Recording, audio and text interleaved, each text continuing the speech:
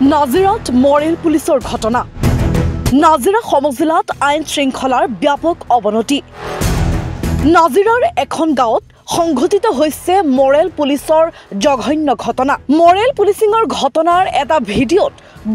গুৰুলকৈ প্ৰহাৰ কৰা দেখা গৈছে ই ৰিক্সা চালকক প্ৰায় 30 ঊৰ্ধৰ এজন যুৱকৰ ওপৰত গাঁৱৰ একাংশ যুৱকে উপৰ্যুপৰি প্ৰহাৰ কৰাৰ ভিডিঅ' সম্প্ৰতি ভাইৰেল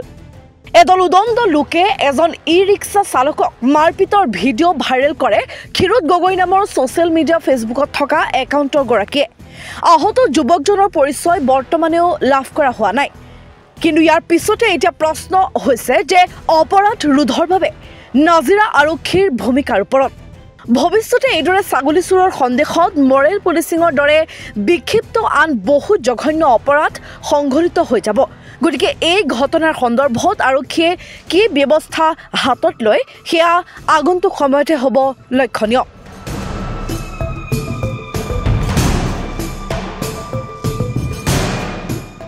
শিৱসাগৰৰ পৰা ফাৰহান লস্কৰৰ ৰিপৰ্ট ডি নিউজ আৰু ডি নৰ্থ ইষ্ট